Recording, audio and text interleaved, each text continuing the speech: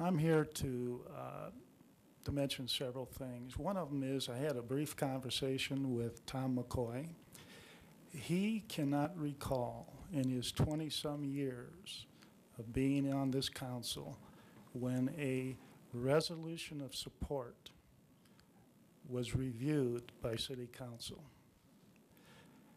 My personal opinion is that you need to consider what the public would think of this. As politicians, as representatives of this city, the public reads the paper. They understand what this is really about. It is to punish a member council person in a vindictive, petty, and really not a very good representation of what you should be doing. And I think the public is not stupid. They know what this is about. Keep that in mind, please. I think it is bad form, I think it is inappropriate, and I think it is a lack of trust for you to change your minds about endorsing her. And one of the most prepared members of council at any meeting that I've been to has been Ms. Levinson. Mayor Baum, Councilmember Santos and Witt, I knew your election would introduce much difficulty and unpleasantness into city governance. Councilmember Samori, I had much better hopes for you. Item A under general business, the reconsideration of support for Councilmember Sarah Levison to appear on the ballot for the Board of Directors of the Colorado Municipal League, brings the political climate in Longmont to a new and ugly low. If you are not ashamed of yourselves, the community of Longmont is.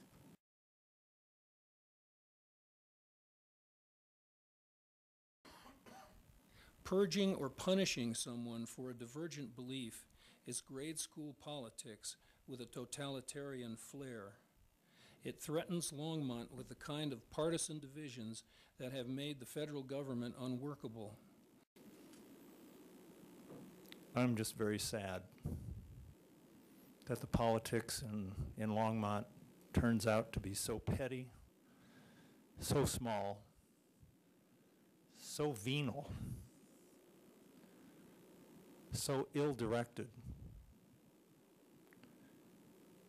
To be able to rescind a vote that was taken on nothing more than differences of ideology or differences of principles in point.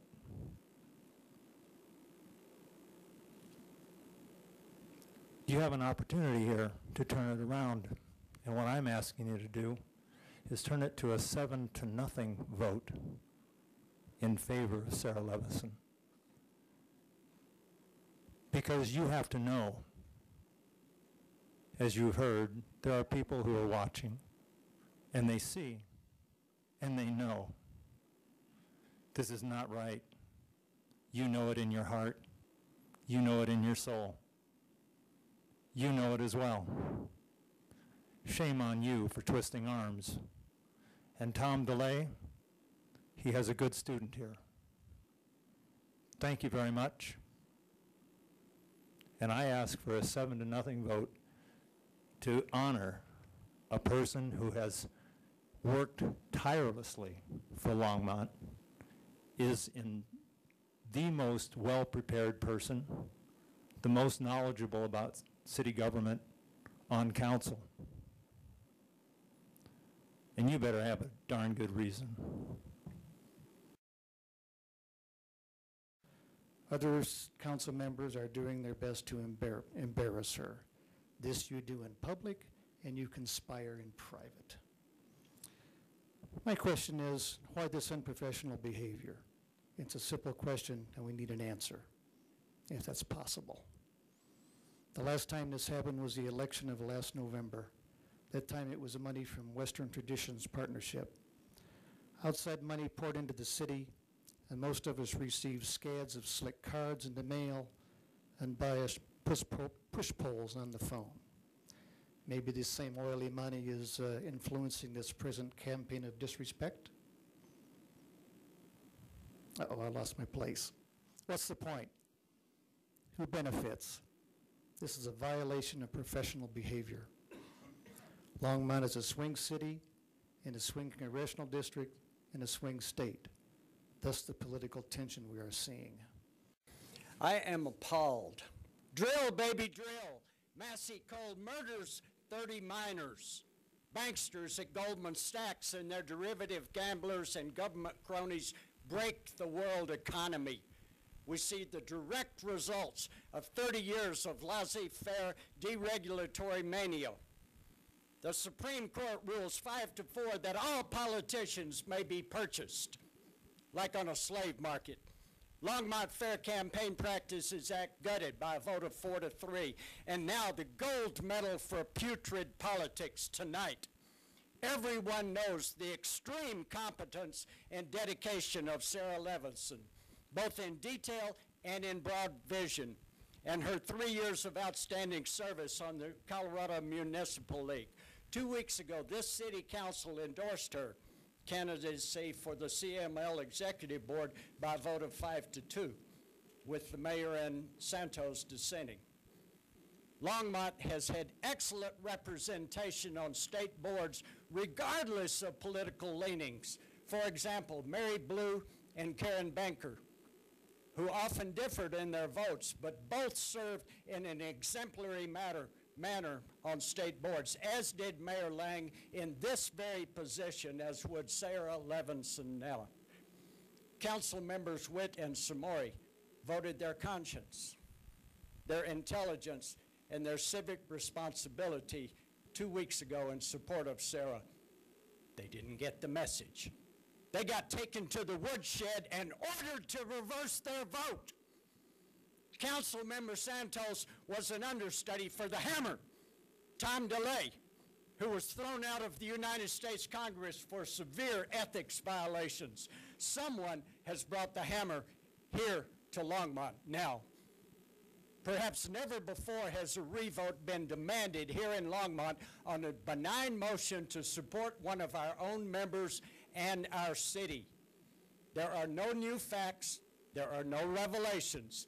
If this bludgeoning proceeds, it may mark the end of civil discourse in Longmont. If this proceeding carries the earmarks of dictatorship, some people smile or chuckle. I do not.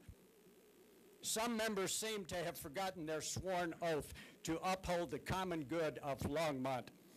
As Mr. Murrow once said, have you no decency?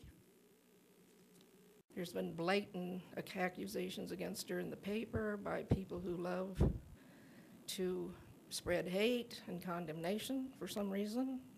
That seems to be the politics of the day. Let me just preliminarize by indicating I do not retract a single word of what I said before, although I accept and acknowledge there were some mitigating aspects which I did not know about. I understand Mr. Samori's interpretation of Sarah Levinson's article. Let me go into a couple of particulars of that. I have personally been assaulted in the press by the very same blogger who went after Ms. Levinson. So I understand both the acrimony and the stress that comes from that kind of uncivil and knowingly false representation of people's positions in this society and in Longmont. Perhaps Ms. Levinson did overreact to that a bit. In my case, when I was attacked by that very same person, I responded in the press, and then the very same day he attacked me again, and I didn't bother with that anymore. I came to City Council and I addressed those particular questions that night, because I don't like to get into a gutter fight. I don't believe in that kind of stuff. The issues are much bigger than that, and one of them is civility in our democratic process and in the common good for our community as a whole.